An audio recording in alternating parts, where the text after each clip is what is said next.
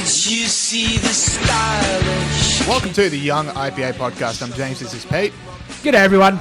It is the 25th of August and this is episode 182. And very fun show coming up. A bit of a different one for our interview this week. We are going to be speaking to Victoria Perrotet, who you might know as Target Tori. This is a really fun story that came out of New York a few months ago. I think we discussed it on the podcast and I made her my hero of the week. But she was working at Target, a blue check mark on Twitter, got into a fight with her over the cost of a toothbrush. He thought he should be paying 1 penny when it was worth $89. He decided to publicly shame her, just took a photo of her with her name and put it on his social media pages. Internet got uproar and fundraised over $34,000 for her to go on holiday. So we are going to be talking to her about the story, what it was all unfolding. It's a really fun one. And she's also going to be talking to us about her new program, Pause Be Kind, which is aimed at ending shaming culture on Twitter and ending... I'm blanking on the word, cancel culture, ending cancel culture and restoring free speech, restoring like just good vibes on social media, which is what we're all about here at the Young IPA podcast. And we're also going to be talking to one of our very best friends here, Gideon Rozner, who is going to be talking us through the IPA With You, the IPA's exciting new products and podcasts. So Pete, what else are you looking forward to on the show today? Oh, just to go back to speaking to Tori, she's just, like in a time of a lot of bad news and a lot of negativity, she's an absolute breath of fresh air. She's very warm and positive. And do yourself a favour, tune into that interview and feel a little bit better about the world. The other thing is, the listeners wouldn't know this, well, they will now because I'm about to tell them, is that me and James and Saul have just been involved in 27 minutes of technical difficulties, and I am now ready to speak my truth to this country. So I'm really just very excited about the show now that we've finally got the show on the road. Let no one ever doubt Peter Gregory's determination and iron will to see this podcast made after 27 minutes of him either typing, I can't hear you blokes, or can you blokes hear me? Just that on repeat for 27 minutes. Just don't, if a computer asks if you want to allow Zoom to access the audio, don't click no, because you'll lose half your life. Click yes. I know it's tempting to click no, don't use my audio when you're about to record a podcast, and I can see why Pete did it, but unfortunately he made the wrong call. But to bring us back to the reason we do this show, which is to talk about politics, and you brought up that it's a bit of a negative time and there's a lot of anxiety out there. Can't help but think that this was exacerbated by Daniel Andrews this week, who wants to destroy democracy for another 12 months. Pete, talk us through it.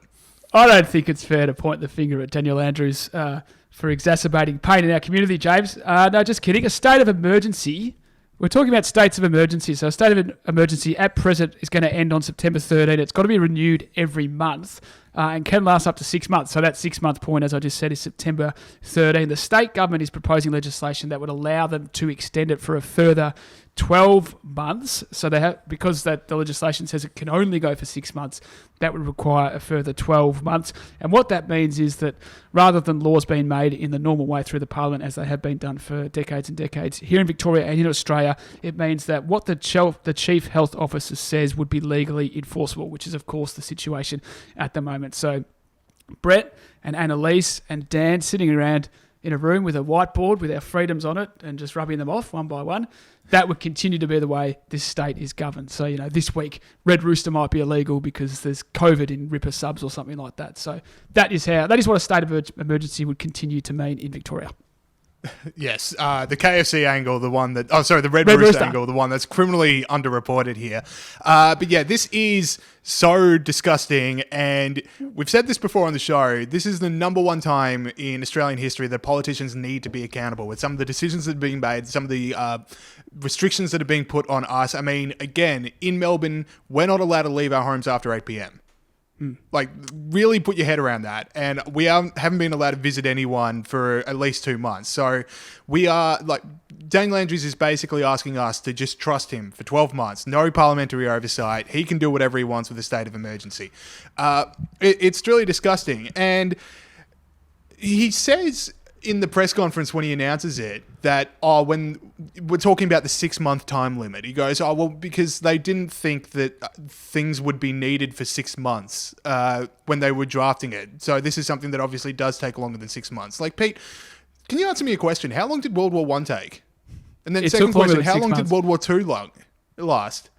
also longer than 6 months. Yeah, I kind of think they would have figured it out that sometimes there are wars that last a bit longer than 6 months, and people would have gone, you know what, still, we kind of need parliamentary oversight.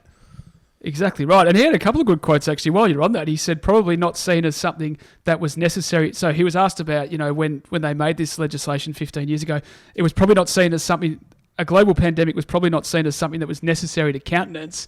And it's like, that's literally one of the 3 or 4 things that they were specifically talking about when they drafted this. Natural disaster, war, and pandemic. A global pandemic was exactly what they had in mind, Mr. Andrews. Yeah, absolutely incredible. And it is been greeted with a whole lot of anger. I think this is the one that really has broken people's trust in the government, because the way it was announced made it sound like these curfews are going to be in place for another 12 months. Like this idea that, because we've been told September 13, stage 4 comes to an end. And they're trying to wind that back. But then when you come out and say, okay, these are like state of emergency for another 12 months, people hear that as curfews and bans on visiting people in their home and compulsory masks for another 12 months. I think that level of anger means I personally don't see this happening, and there have been a lot of backbenchers that are coming out because the Victorian government doesn't control the upper house. There have been a lot of backbenchers in the upper house that have come out and said we're not going to support it. Shout out to friend of the show David Limbrick, who said hell no within seconds of the announcement. Fiona Patton this morning has also said she's not supporting it, so some hope. Yeah, it's got, as you say, it's got to have 4 non-Labor supporters in the upper house. And most of them have come out and said they're not going to support it. As Gideon Rozner, we get into it a bit with him later on in the show. He talks that the Darren Hitch Justice Party is going to support it, and then it's down to like Adam Somyurek and a Greens representative. So yeah, it's and as you mentioned, it's not that popular with people because people are sort of like, oh, I don't want lockdown to go for another 12 months, which kind of is the point we've been making the whole way through. Is that the alternative to suppression is having rolling lockdowns until there's a vaccine, which could be years. So I think a few people twigging to that. Yeah, if ever. Exactly, if ever. So a few people twigging to that is good. I wanted to insert a clause, James, into this. I wanted to say, look, you can extend the emergency powers for 12 months, and we're going to call this the Gregory Clause, if your government's behaviour didn't specifically cause 99% of the problem we're dealing with now. Because if you have caused 99% of the problem we're dealing with now, you shouldn't have unlimited power over the dealing of the pandemic going forward, I reckon. What do you think of that? Very controversial and yet very brave. So maybe we should give you a Q&A clap for that. I'm astounded that if this passes, the Gregory Principle, that the first time the Gregory Principle is used in Australian legislature, it has absolutely nothing to do with drinking. That's extraordinary. Anyway, but I've got a few strings to my bow, James. Yeah, but to bring it back to the seriousness of this. Now, Daniel Andrews says the reason he wants to bring this in is because he wants to make sure that these bans on people leaving their home if they have COVID and mandatory face masks and making sure that workplace safety is guaranteed in corporations that can't really guarantee it.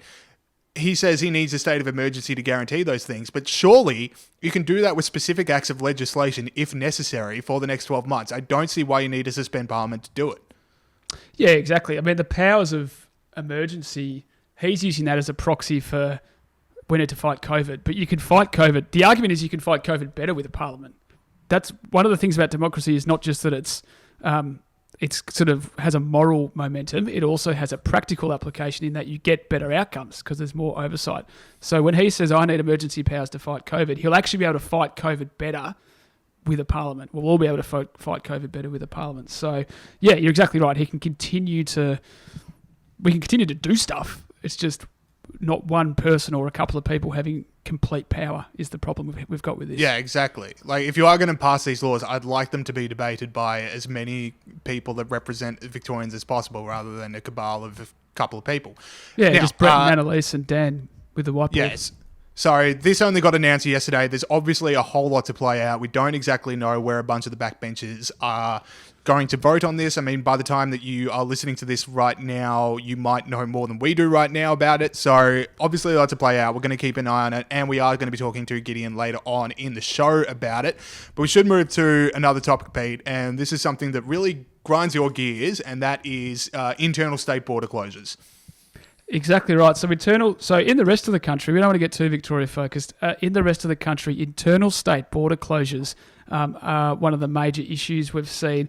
All sorts of problems along the borders, people not able to access healthcare that they need, farmers, which we'll get into a bit later in the show, having all sorts of problems moving equipment and animals and what would you call it, hay and stuff like that across state borders. But we will get into that later in the show. And I feel like I'm the wrong man for the job here because your boy James Bolt, your humble podcaster, was published this week, I think overnight, in the UK Telegraph, one of the most prestigious newspapers in the galaxy, specifically on border closure. So I'm going to throw to you, James. What do you think? Not a fan, as you might imagine. It is... so it appeared in like the travel section, so they wanted me to talk about tourism industries and stuff like that. So... yeah, I don't know. Maybe it's going to be up on ipa.org.au. I don't really want to talk about my own article too much. I'm going to jump in. So I'm going to tell you my favourite bit. It's a paragraph James wrote. Very funny. Now, the article's called Australia's Turn to Being a Convict Nation. If you want to check it out, you should check it out. This favourite bit is, Australia's beauty is incredible. It has amazed tourists for decades as millions every year came to see landmarks such as the Great Barrier Reef, Uluru, and for reasons beyond comprehension, Ramsay Street. Zing! There it is. People across Britain are chuckling into their cornflakes over that one, James. That's very good. Yeah, you got to feed the chooks. But the thing, I mean, this isn't new to anyone. The fact that these border closures to Western Australia, I mean, I point out in there that Northern Territory hasn't had a case for over a week, but Northern Territorians are banned from entering Western Australia. So because Western Australia wants to keep COVID out, that's the kind of stuff that doesn't make a whole lot of sense. And you think about the amount of tourism dollars being lost, the amount of trade dollars being lost, and just the simple idea that civil liberties include you should be able to travel freely in your own country. That's a kind of really weird stuff.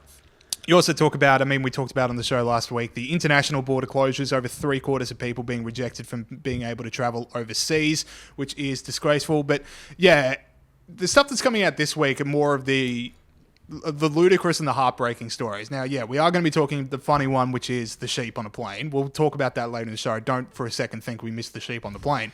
Not for 1 second. There's other stuff like a young mother from northern New South Wales wasn't allowed to go visit her baby in hospital in Queensland where it was receiving emergency treatment because she didn't pass 14 days of quarantine. Like, that's the kind of stuff where you just read it and go, how is that even allowed? Yeah, and the thing is, people go, oh, well, what do you guys think we should do? Just nothing, just let the virus go. It's like, no, of course there should be some measures to maintain people's safety, but this has been going on for 5 or 6 months. There's all these things that they're doing, at the drop of a hat, they're changing the rules, and it's like there's no understanding of the idea that that's going to have massive ramifications for people, and all these situations keep getting thrown up that they haven't thought about. And they have no idea what to say to it. And that's how we get these ludicrous situations. And, you talk about in your article, Shane Warne's about to leave. Oh, Shane Warne was allowed to leave to go and commentate cricket. There was an incident where the coach of the Broncos, whose name escapes me, was given the ability to move between states when other people weren't. So there's different rules for different people. And also, yeah, it's just this idea that we've been going on for months and they don't. I saw one person got allowed to go to Europe to buy a yacht. Is that right? Yeah. There you go, like stuff like that. So it doesn't apply to everyone equally. You've got to get that yacht. We've got to keep the yacht industry going. And just this idea that they're making these rules and then they're like, oh, there's all these ramifications to it. So I just feel like the implementation's a huge issue as well. All right, moving back to Victoria, this is an extraordinary story we do want to talk about, which is...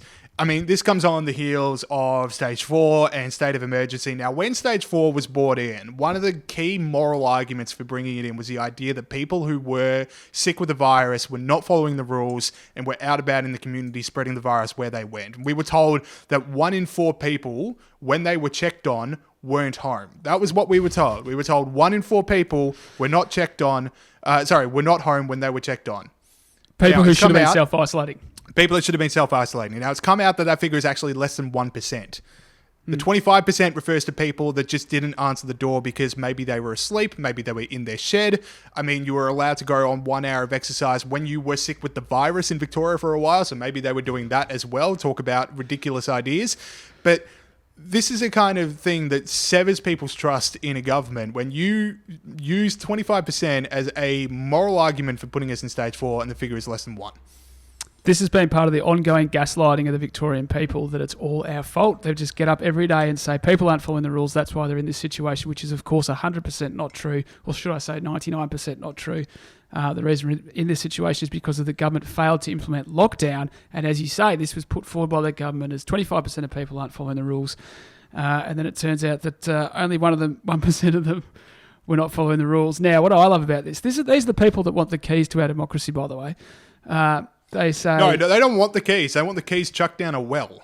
Like, no one can have the democracy. So, Deputy Commissioner Rick Nugent says some of them were in the shower when we knocked on the door, some were in the shed in the back. So they're not all necessarily out of their home. And two common reasons were they left their home for a permitted reason, or their address details were incorrect. So somewhere in the vicinity of 10, 12, 15% of these people that have this deadly virus that is going to kill everyone, the government can't put together a spreadsheet with their addresses in it. But hey, it's all right.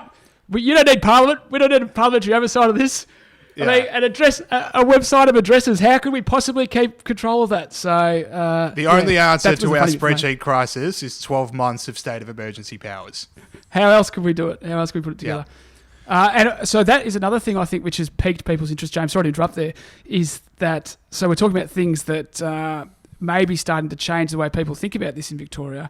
My brother has no political opinions at all. He had a real collector's item of a political opinion on the lads chat the other day when he said, I feel like they're using this stat to blame people rather than own up to their own actions. So big controversial opinion from my brother. That's the kind of thing I'm talking about. People who have been not engaged up till now are maybe starting to think, well, this is a problem. On you, Patrick. You're coming around. All right. Another story I want to talk about, which is Federal Parliament was back this week. So apparently it could be done. Yeah, Who would have thought it could be done? We had Larissa Waters make a speech from isolation, or just made a speech via video link. It could be done. How about that? Well, after my battles with Zoom just then, I sort of think maybe we needed to shut down Federal Parliament for 6 months. But no, exactly right. I liked the thing about this was that they were not allowed to put up slogans and pictures and posters and stuff like that behind them when they were doing it from their electoral offices. So that's the anti-Bobcatter rule. That's the. We're talking about Clive Palmer getting legislated against in WA. Now, the Australian Parliament wants a few words with Bobcatter because he had some electric designs going. Yeah, now, there you go. See, I thought that was a fair enough rule, but we have missed out on some of the most fantastic content from Bobcatter. Of course, a lot of politicians had to take down their photos of Karl Marx and just leave the normal bookcase up. So, yeah, but no, you're 100% right. They're doing it overseas. They sat through the Spanish flu. We got Zoom. We need oversight. This should have happened ages ago, but at least it's happening now. Yeah, the idea that politicians can just escape democracy because it's too hard in a pandemic. It's like, well, no, we need you now because it's hard. So, I don't know. I'm sounding like a broken record. It really annoys me to use a family-friendly phrase, but it's just one of the more shameful parts of the entire response, the fact that it was shut down. All right, we are jumping from Victoria to national, but we are back in Victoria this time, Pete, and we want to talk about... it is national because it's kind of just like what identity politics is doing to the brains of people in charge. Yeah, this one's killed my vibe, actually. I was sort of up and about until this fell, but Luke Ashford was on the telly during the week. He was seconded from Parks Victoria to join the Department of Health and Human Services to assist with hotel quarantine. He stopped doing it after 4 weeks because he didn't feel safe. He said he got no experience or training on how to properly use PPE, but they did make sure he completed an hour of equity, diversity training. We saw, of course, accusations that the security firm used in hotel quarantine was chosen for so-called, diversity and inclusion requirements. Now, I don't like to use diversity and inclusion requirements. I like to use the word racial quotas because that's what it is.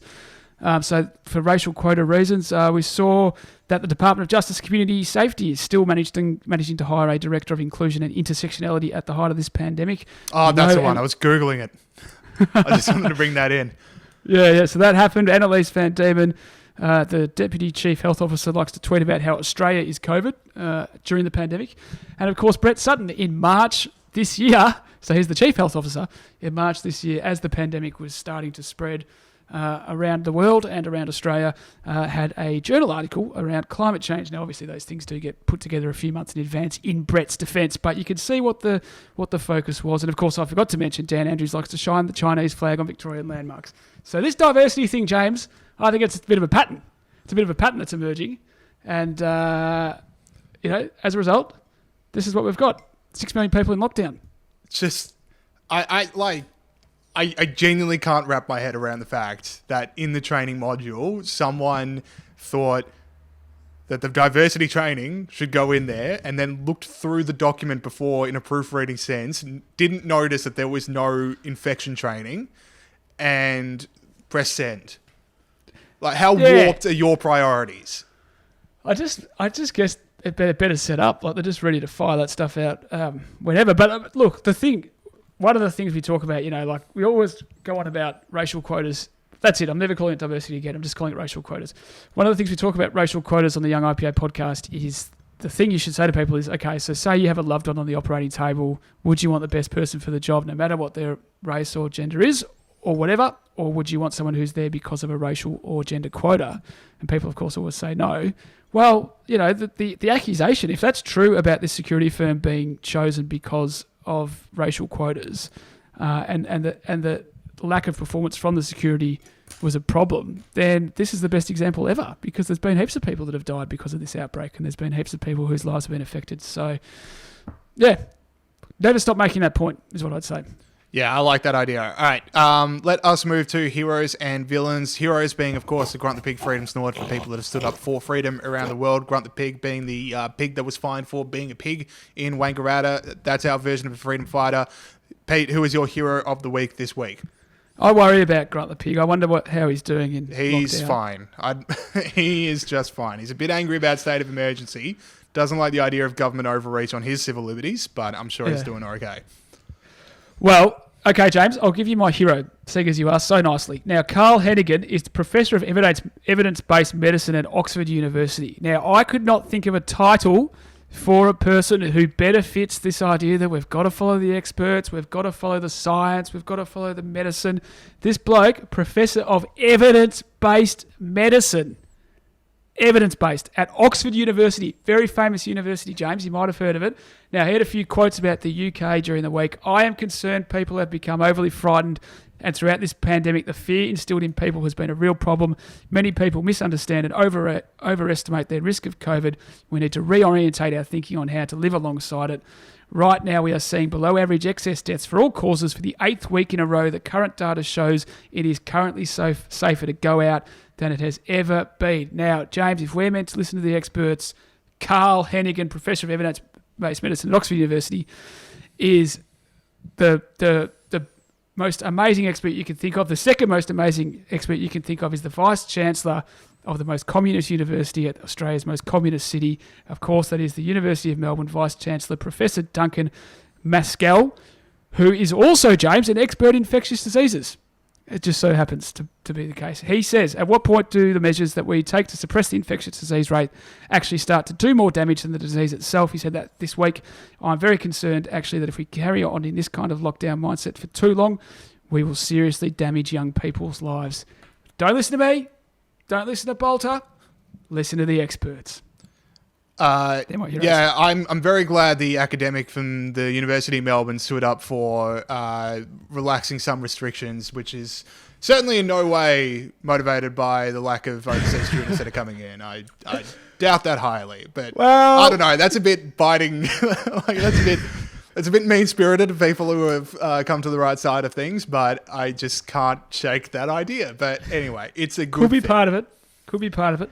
Anyway, so my hero this week, Dominic Perrotet, New South Wales Treasurer. He has been fighting the good fight in the cabinet and putting some stuff in the media about what the restrictions are doing. And it's good to have someone so high up talking about just the terrible nature of these restrictions and what they're doing to the country. This week, the latest one was him releasing evidence showing that Victoria's 6-week stage 4 lockdown risks reducing the national GST pool by $300 million. And I mean, the idea of New South Wales locking down is always going to be there because, their cases can go up and down. And it's good to know that there's someone so high up in New South Wales that is going to fight tooth and nail to make sure that New South Wales does certainly not lock down as harsh as Victoria, because I wouldn't wish what we've been going through the last couple of weeks on anyone at all. So good to know that he's doing that. Shall we talk villains? We should talk villains. Yeah, you're exactly right. The New South Wales state government has been vastly superior to the Victorian one. All right, villains. So now, what do we do for villains? Oh, yeah, the Extinction Rebellion fake nudity run. As Extinction Rebellion protests enter their 6th day. Which was seems like a lifetime ago now, but Extinction Rebellion had a nudity run through Melbourne to save the planet. However, they weren't nude. It was a fake nudity run. So we award anyone who has been a villain this week in Against Freedom. We say they're an Extinction Rebellion fake nudity run recipient. James, who have you got? Okay, so in Victoria, obviously lockdown fatigue is starting to take over, and the government has cottoned onto that. And instead of going the fire and brimstone approach, they're going the milk and honey approach. They've been wheeling out celebrities to make joke ads about the lockdown, which is apparently the idea that once we can laugh at it, we'll like it. So the ads aren't great. I don't know why anyone thought they would be good, but the first cab off the ranks was Magda Szubanski as Sharon from Kath and Kim talking to us from a netball stadium, an indoor netball stadium, mind you, which under stage 4 is banned. So I don't know when Magda Szubanski will be fined the $1,652 for breaking coronavirus restrictions, but I would like to see it happen soon. But anyway, let's play a bit of the ad just to give you a bit of a taste of what's going on. I tell you what, I am so over this lockdown. Playing netball against yourself is not all it's cracked up to be, especially when you still can't even win. But you know what? It's not the lockdown that's the enemy, it's the virus. So it's obviously very cringeworthy and it's not funny. And can we just break down the fact that the Victorian government is still clinging on to a side character in a sitcom that hasn't been on for 20 years? It's like, this is Australia's cultural zenith. I was going to say that, I wasn't too upset about Magda Szubanski. I was like, I share all your views about, I don't know. She should be fined. What's that, sorry? She should be fined. Yeah. She should be fine. That's absolutely 100% correct. The thing that, and Kath and Kim for me, I felt like that was a great show, and I think a lot of people like it. But what got me, James, was why Waleed Ali was in these ads as well. Are you across that? Yeah. So why would it be Waleed? Like I get, so they chose, is that Kath or, oh no, it's not Kath or Kim. They chose Magda Szubanski. Exactly, it's neither of them. She's a famous character. Waleed Ali's an academic that A, either no one's heard of, or B, most people dislike because he hates Australia. Like, why would you choose Waleed Ali? Yeah, anyway. Also, I don't think Waleed Ali's sphere of influence includes people that are sick of coronavirus restrictions. I think they're the most ardent supporters, so I don't exactly know who Waleed Ali is winning over to the cause. Now, we can laugh at this all we want, and I will, but David Limbrick, third shout out of the show for this man, and he deserves it. But he pointed out, like, don't be fooled here. This is his tweet. Don't be fooled by the comedic delivery. So, David, comedic, really? But going back in, the message here is vicious authoritarianism. 1, your life without freedom sucks. 2, your obedience might get you some freedom back if we say so. 3, if we decide not to, it's your fault. Which is true. That is what the ad is telling you. And that is creepy as hell.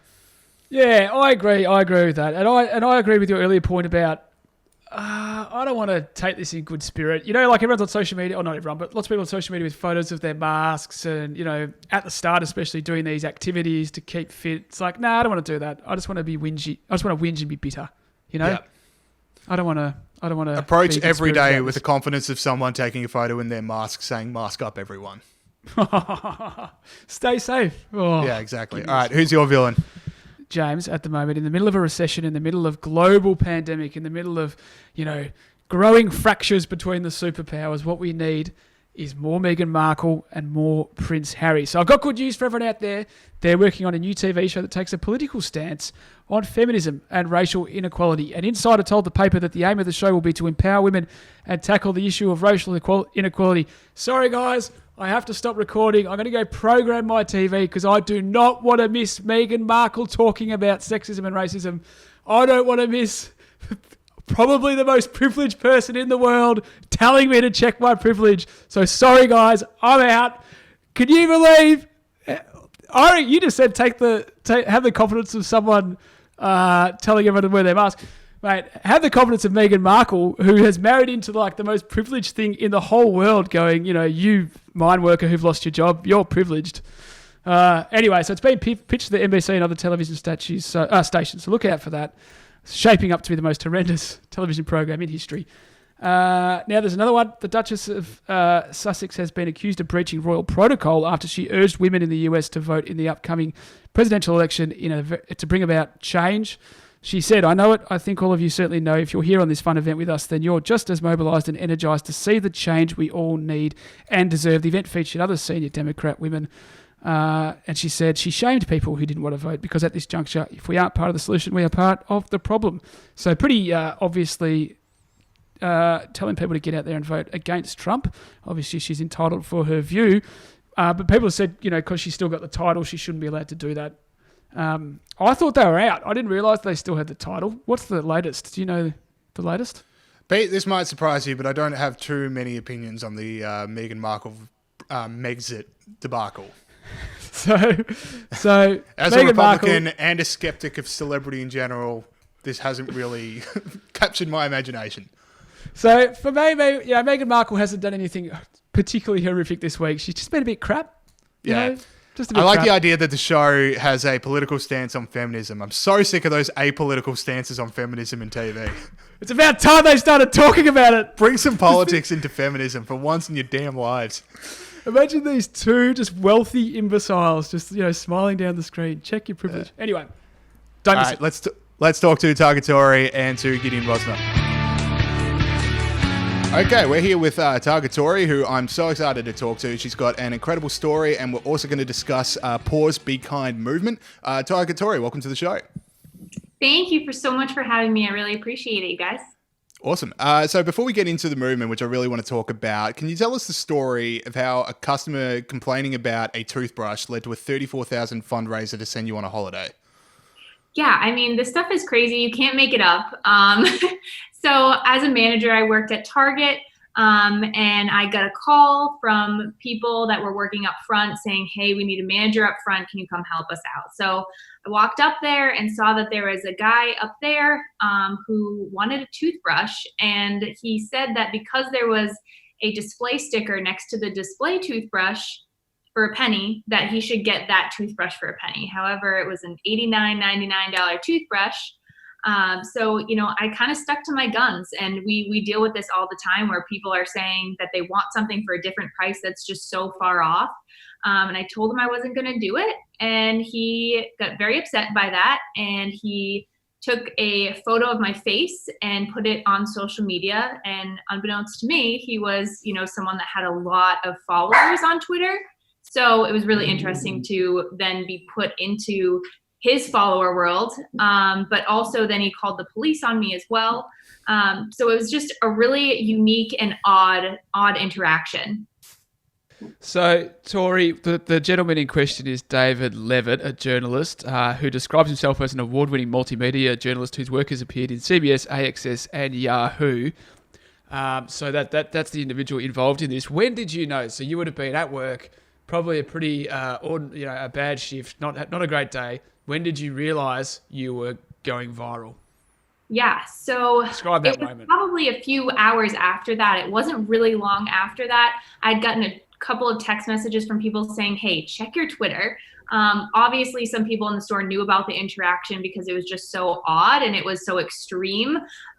So, we were all kind of knowing about it. So it just ended up coming up on someone's Twitter feed, and they told me, "Go look at your Twitter." And sure enough, there I was. And I think I ended up trending number 5 when I was at the highest point, which is just unbelievable for me, just a manager at Target. It was so cool because I remember being on Twitter that day and just seeing all the people going, "How dare you publicly shame someone just for doing their job over a toothbrush?" And so this leads to a Kickstarter movement to send you on a holiday just for like a way of just making it up to you to have to go through that absolute jerk. And $34,000 was raised. So I was one of the guys that contributed to this. So I just want to know from my personal investment standpoint. From my personal investment standpoint, it was a fun trip, right? Oh my gosh, it was incredible. I've always wanted to go to Hawaii, and I never thought I'd really have the opportunity. And it was a long flight, but it was so worth it. It was beautiful. So thank you for paying for one of my drinks. I appreciate it. Awesome. That's where I wanted the money to go. I was thinking beachside cocktail. Specifically that. So back to David Leavitt, right?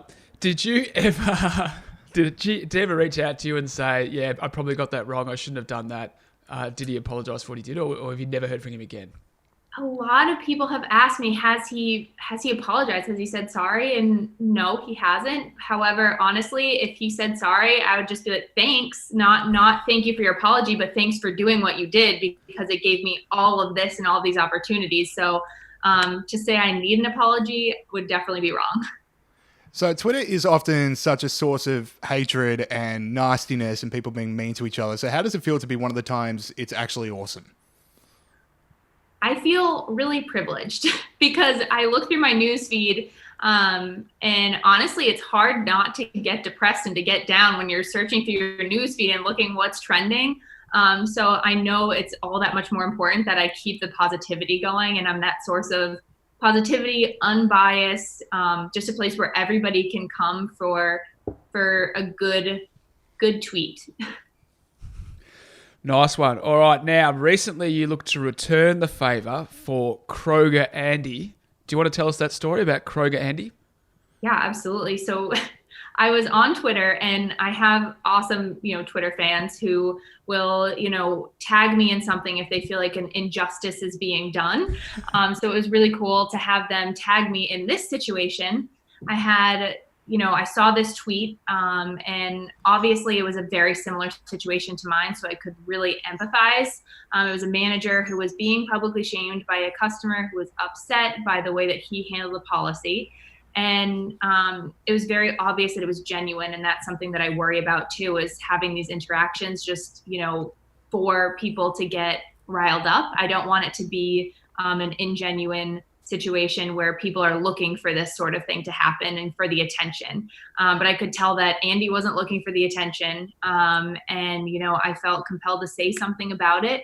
And then I ended up making a GoFundMe for him, and we're up to like $24,000, somewhere in there. So it was really cool to be able to pay it forward and give that back and that experience, because I don't think that there's any way that you can really explain the feeling of having so many people gather around you in support, as opposed to just, shaming you like so many people get. Yeah, these stories are so great because it's such a divided time in the world right now, and social media shaming is a weapon that all sides of politics are using just to get their way.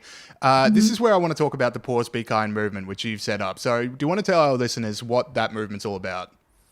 Yeah, so Pause Be Kind is all about, those little moments of kindness and inspiring people to be more kind. And with Pause Be Kind, I always thought that there's something missing in our interactions. And what is it exactly? What is that moment where we suddenly just go straight to anger? What are we missing? And we're really missing the pause.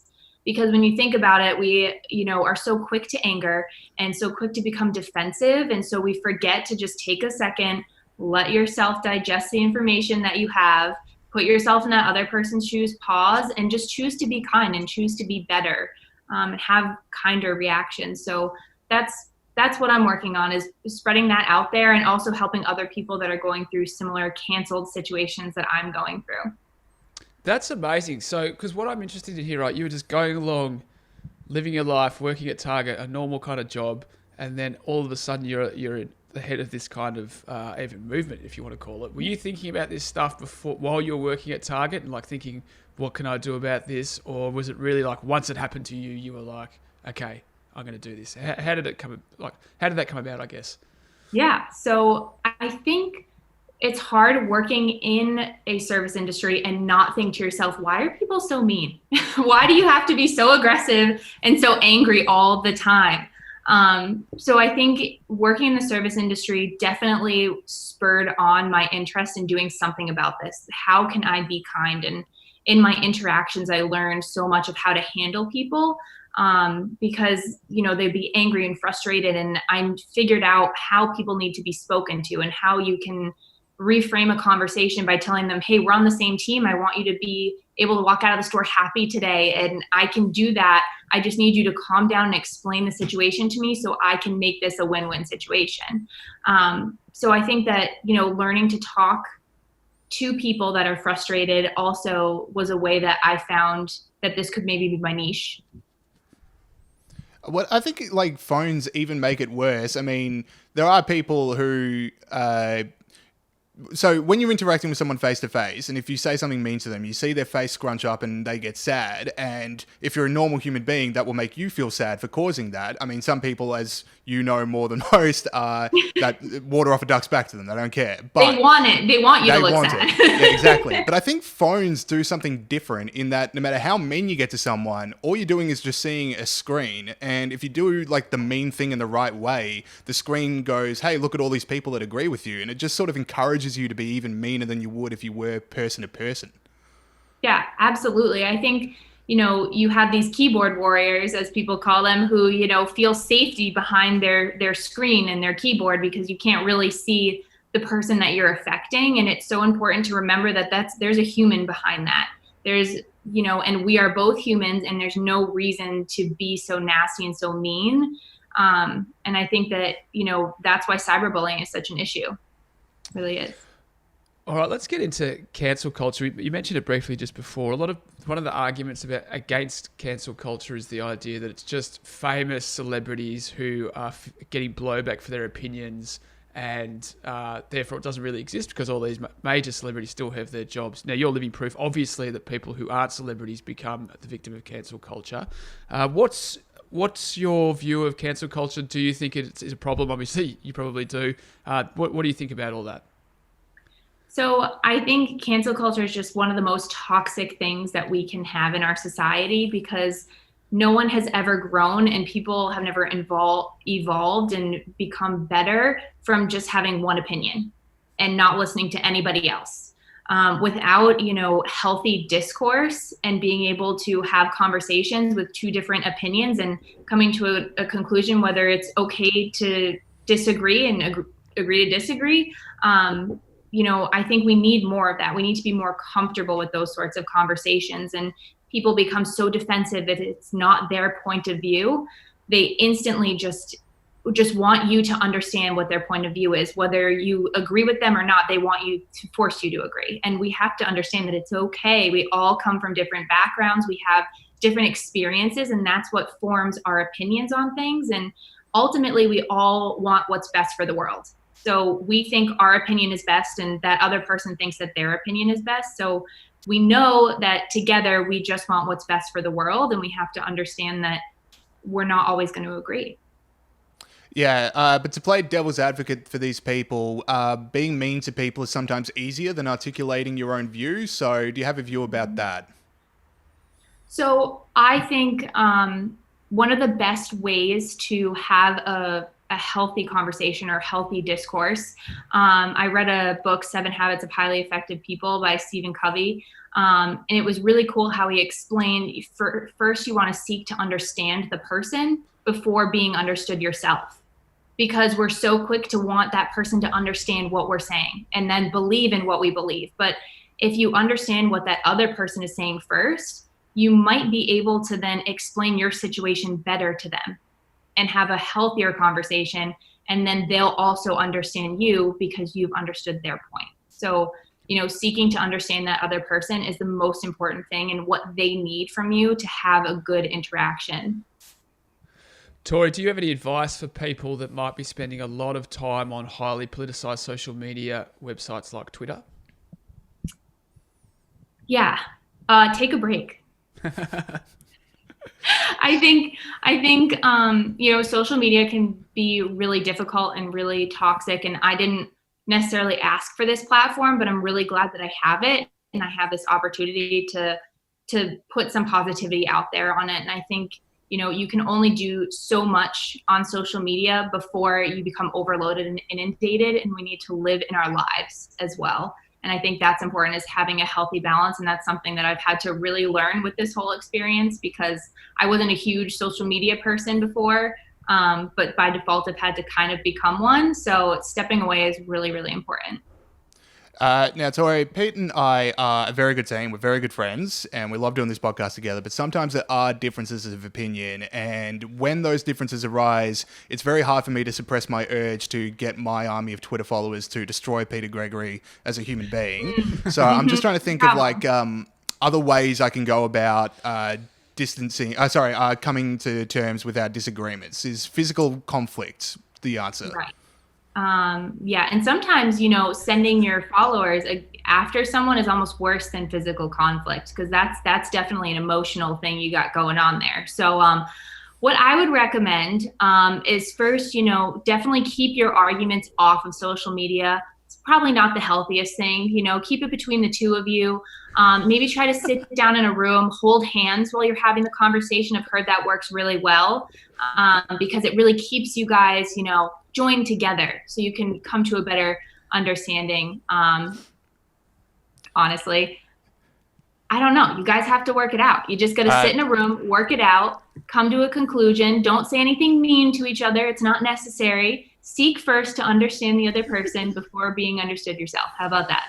Very good advice. All right, Pete, once restrictions are over, I'm coming over and I'm holding your hand for a while. All right, Target Tori, thank you so much for your time. Everyone get involved with the Pause Be Kind movement. I think it's so important in just like a really toxic time to be on Twitter the last couple of months. So it's a really great movement and it's a really great story. Tori, thank you so much for your time.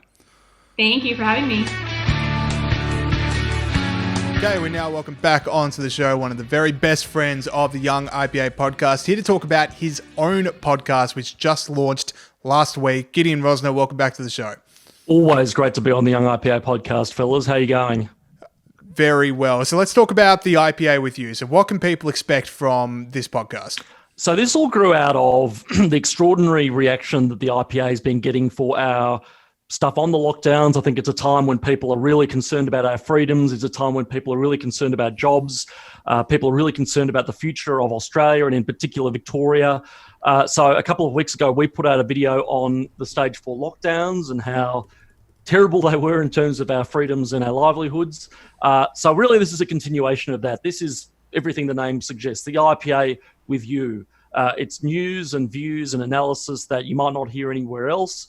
And also hearing from the audience and from our viewers in terms of what they're thinking about the lockdown, what they're going through.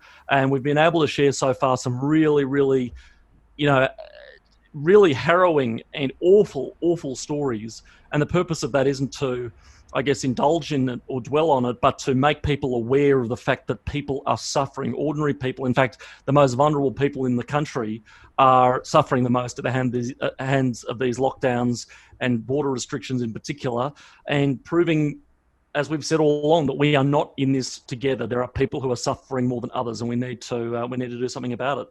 Is that what you highlighted? Is that what attracted you to this interview, to this podcast, Gideon? The fact that some people are suffering more than others, or if not, what was it?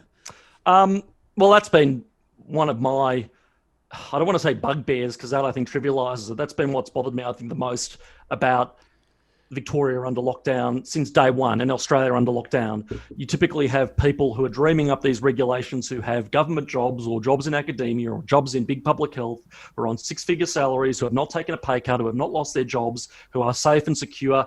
And frankly, a lot of sort of people like myself, if I'm being frank, who still have jobs and are lucky enough to be able to continue as normal via Zoom.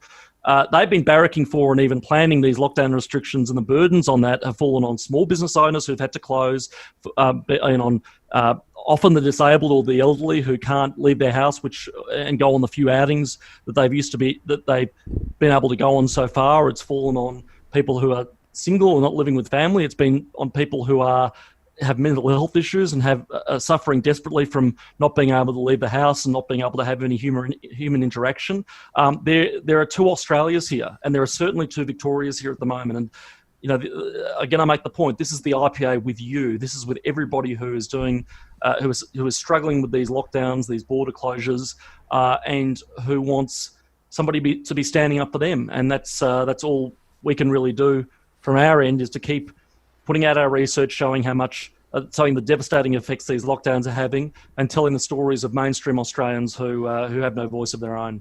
Yeah, that's certainly what I'm loving about the project most of all, is the fact that it's actually giving voice to a whole lot of people out there that the mainstream media don't really want to talk to, and that is people who really are battling from these restrictions. I was just wondering if you could share with us any of the stories that have really touched you.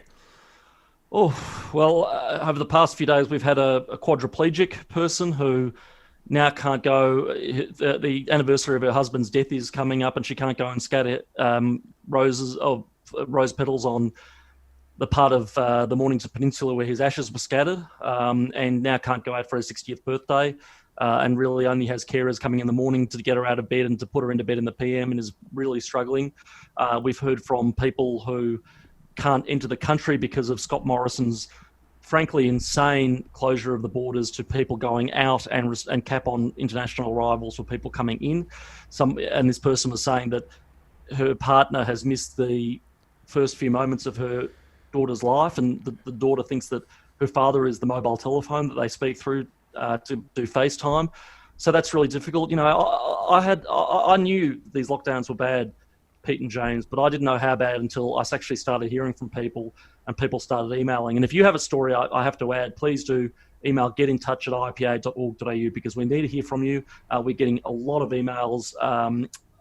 I read every single one of them. I'm trying to respond to as many as I can, but we need to hear your stories, and other people need to hear your stories.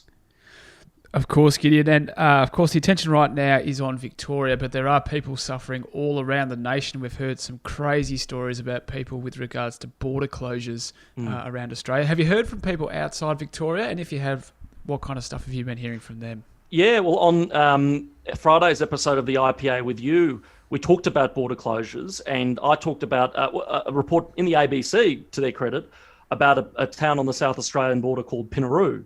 Now, even though it's not located in Victoria, 5 of its 7 staff live in Victoria. So because of Stephen Marshall's hard border closures, this clinic has had to close because its staff cannot physically attend the clinic. This means that the people in Pinaroo have no GP, no skin cancer screenings, no diabetes treatment, no mental health treatment, all because of the border closures. And I have to add that at the same time, Stephen Marshall is allowing for overseas students to come in and do their 2 weeks of quarantine and then go back to studying because they have cash and the South Australian economy needs them. But ordinary people stuck on the wrong side of the border have no way of getting in. It's desperately unfair. It's hurting a lot of people, and it needs to stop. Yeah, on that Friday episode, there was a really powerful moment for me, which is when you held up your passport and you said, this is supposed to give me access to whichever country I so please. Like, it's a little thing from the government that says this person can travel here. And now we have a case where it's like 3/4 of applications to travel overseas are being rejected. Good to know that Shane Warne can still commentate cricket, but people can't go and see their only daughter's wedding, was the story in the Sydney Morning Herald. Now, I just want to ask you, like, Morgan Begg put together this research that shows that this puts Australia on par with countries such as the Ivory Coast and Belarus as only countries that have restricted international movement. Like, even New Zealand, who did the most draconian lockdown at the very outset, even they only go so far as to say you might want to reconsider traveling. They don't ban anyone from doing it. Correct. So what do you make of all this, like these restrictions on travel? Well, you're right, and that's point number one. Number one is, if you look at the Anglosphere, no other country has a ban on people leaving the country. Plenty of places have restrictions on coming in, and for good reason, and I frankly always supported that. I think that we do need some sort of international border closures to prevent the virus from coming in from overseas. But the UK only issues advice. It doesn't ban people leaving. Canada doesn't ban people leaving. The US doesn't ban people leaving. New Zealand doesn't, as you said. The only countries that do are countries like Djibouti, the Ivory Coast, and Namibia. Now, those are countries with porous land borders, with very ill-equipped hospital systems, or relatively ill-equipped hospital systems. And even for them, frankly, there's no excuse to prevent people from leaving the country. That's what East Germany did. That's what North Korea still does. Australia has no excuse to be on a list with these countries. And as you said, it's completely without mirror in almost any free country in the world. Gideon, all right, so let's just, if we could just tell the listeners where they can listen to your podcast and where they can find it. And in addition to that, I wanted to ask, did you need any advice from us, experienced podcasters, on your budding, fledgling podcast career? Because it is harder than it looks. Oh, look, it's harder than it looks. I tell you what, it's I tell you what, guys. I watch every episode without fail. I have a new souped-up Samsung TV these days, so I get it up on the YouTube every episode, and I learned by osmosis. You couldn't find two better podcasters anywhere going, and I trust the checks in the mail. That's why we get him on. On where to find it, it's on. Look for the IPA With You on Apple Podcasts and Spotify, and on YouTube if you want to watch the full eps. But we're also pushing out a lot of individual clips and individual segments. So I'm putting them out on my personal Facebook page and my page, not my Facebook account I've had since I was 20 or something. I've got a new page like every other talking head, and on my Twitter account as well. So look for the full Rozner on Facebook, or at Gideon C. Rozner on Twitter, and you can see some of it there. But yeah, look, I'm still learning, guys, and any tips and tricks would be much appreciated. No, you're way ahead of us. And I should point out, wherever you're listening to this podcast right now, you can also listen to the IPA With You. So it's all over the place. Now, the other thing I want to talk to you about, so we're recording this on Monday afternoon. This morning, Daniel Andrews got up in his press conference and said that he was looking to extend the state of emergency for another year, and even past that if we don't have a virus by then. Extraordinary move from our perspective. I think we've already covered our points on this show. So what was your reaction to this? Well, firstly, I'm not sure how much you've gone into how the mechanics of this actually works, because it's a bit confusing. Even I've had difficulty getting my head around the state of emergency, the state of disaster, which trumps the other. Do they work together? Basically, the story is this. From the beginning, the lockdown measures have mostly been made under emergency powers, which allow the chief health officer to restrict movement and to do anything else reasonably necessary to give effect to those restrictions of movement. So that's where your stay home, don't go out, blah, blah, blah comes from. The problem for Daniel Andrews is that under the Act that lets the chief health officer do this, there is a hard 6-month limit. You can't go longer than 6 months. That 6 months expires on the 16th of September. So under the law, Daniel Andrews can't let the state of emergency go on longer than it has. So what's his solution? Change the law. To do that, he'll need to go back to Parliament and ask them to amend the law. So there is a chance this could be stopped. The government has the numbers in the lower house, so it'll pass there. But in the upper house, they don't control the chamber. So the Liberal Party has already ruled out, I think, supporting it, or at least supporting it indefinitely. The Liberal Democrats, being the patriots that they are, have ruled out any kind of change, I believe. Yeah, shout out David Limbrick, friend of the show, who did it within seconds of the announcement. Just saying, this is no way getting supported by me. Correct. They are consistent, and they always stand up for freedom, so I do admire the Lib Dems very, very much. Darren Hinch has said that his 2 MPs in the upper house will support it, unbelievably. So much for the Justice Party. There doesn't seem to be any justice involved in, effectively a dictatorship. And then it's up to, it's up to the Animal Justice Party, it's up to the Transport Matters Party, it's up to the Sustainable Australia Party, and it's up to Fiona Patton's Reason Party, formerly the Sex Party, and also Adam Somyurek is sitting as an independent as well. So he may go from villain to hero if he blocks this using his free vote as an independent in the upper house. He's a notorious advocate of due process, that bloke, so I'm sure he'll be definitely against it. Look, we need all the votes we can in this, and let's go the milk and honey route on Somyurek for this one. All right, let's bring him over to the side without. This is his chance at redemption. He can save democracy. Who'd have thunk it? Who'd have thunk it? I didn't have that on my bingo card.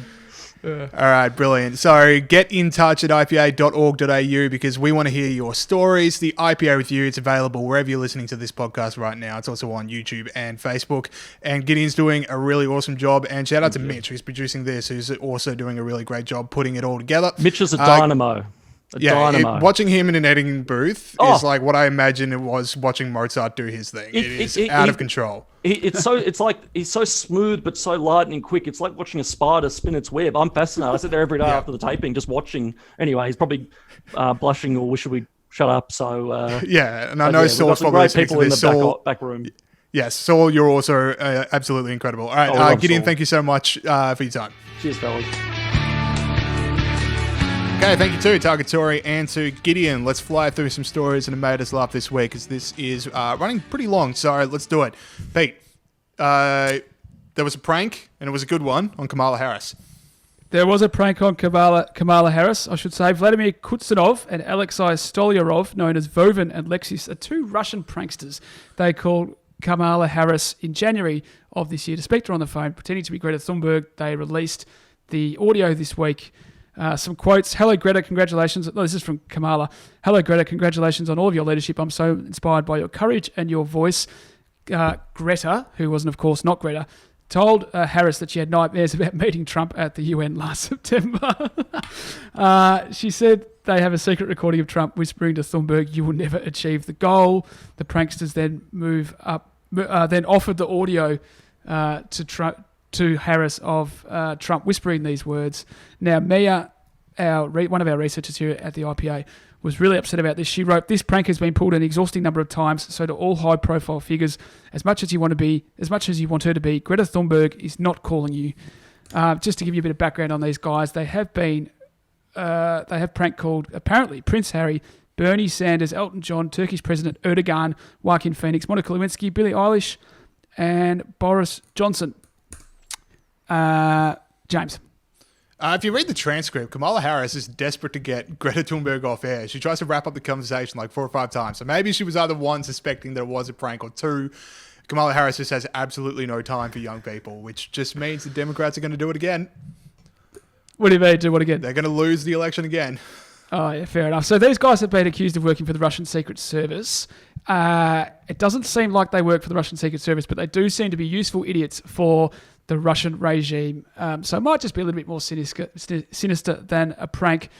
But they did say... Thank you for submitting it for stories that made us laugh this week, Pete.